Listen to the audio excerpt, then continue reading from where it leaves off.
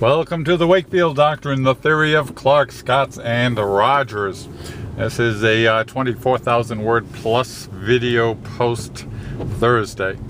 We're going to address two questions that two readers were very nice enough to submit yesterday. As a result of yesterday's post, we got two questions from Jean and two questions from Lizzie. We're going to address Jean's since hers came in first yesterday. Oh boy, we get to get live action disaster footage of the terribly horrible wet rain that rained yesterday. The little pond the stream is overflowing. OMG. All right, back to our questions. I had asked that readers submit two questions. One that they would have liked to have heard when they were just coming around, and the second they would like to ask but would be concerned that it would come across as too adversarial. So Janae asked the first set of questions. Her first one, interesting in a couple of ways. She asks, hey, she's a Scot, hey, what's about celebrities? Can you tell the worldview of a celebrity? I said, yes I can. You can too. All you have to do is the following. And I like this question because it has direct and indirect applications. In the matter of celebrities, yes, you can. Quick subtext for any Clarks out there or others who might be curious. Question will pop up. Hey, yeah, but they're actors. They're performers. How do you think you're telling a worldview on the basis of a role that they're playing? I say, geez, that's a good question. We don't know that for a fact, but what's really telling, and I find quite validating for the Wakefield Doctrine, is the high percentage of correlation between the person, of the actor's predominant worldview, and the predominant worldview displayed, demonstrated, manifested in their roles. Roles being general. Roles in a movie, roles in a play, roles writing, roles of performing, celebrities. They seem to correlate, which shouldn't be surprising, but that's for another post. So yes, what you do, as with anyone, is you look at them. Shortcut is eliminate the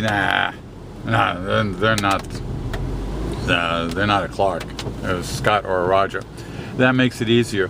The second thing is to try to, if you can get your hands on a video, especially interview videos, they're all you need. And I'll use my two favorite examples of the worldview and performers, or two of the famous, two of my favorites, Jimi Hendrix and Prince.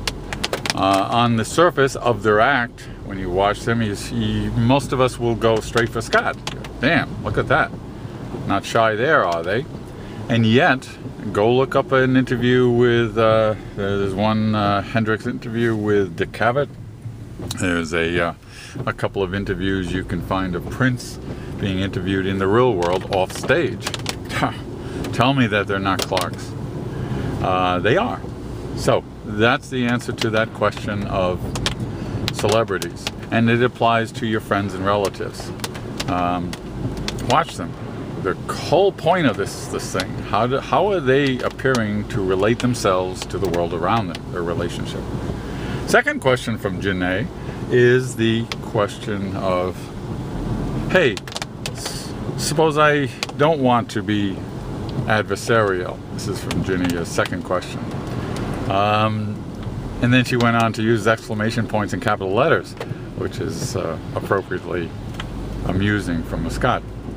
The first part of that question that I get is that everybody listening, hey, everybody, new readers, old readers, this is about tendencies and frameworks. If you can score 100% match up with these, then you're probably not listening to us, because 100% match will just preclude the rest of the world, and I'll explain that at request.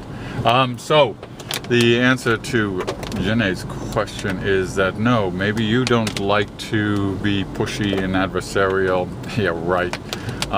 But if you don't, then you look at the rest of it. It's a predominance thing. So I think Sarah might have raised that question about how it doesn't seem to always fit.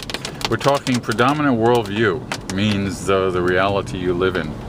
The second part is also very interesting in Jenny's question about Jenne. About, yeah, well, suppose they don't want to. That adversarialness that seems to come across from Scots is a function of pack ranking. There's a whole bunch of stuff we can talk about that at another time, but I will say this very simply. You can spot a Scot in a social setting with multiple people because a Scot will work the room, and what that means, oh damn, we're not speeding, hold on, look, did we get it? Shoot. That's the score board there to see how fast I can go in a short distance. The thing about ranking in Scots is that they totally need to know where they rank in the group. Now, Scots are based on a pack metaphor. So among other Scots, they always know where they rank. They also, that metaphor applies in general, so that a Scot will go into a social setting and treat the group of people there the same way, which is a pack. Therefore, there is inherent ranking. Therefore, their task is simply to find out where they stand. Note right there, very cool from Bernardine, was that it doesn't matter to a Scot if they're dominant or second or 27th in ranking. What does matter to a Scot is that they know that there is a ranking and where they are in it. That's it for Jenne's question. Thank you, Jean. That was very good.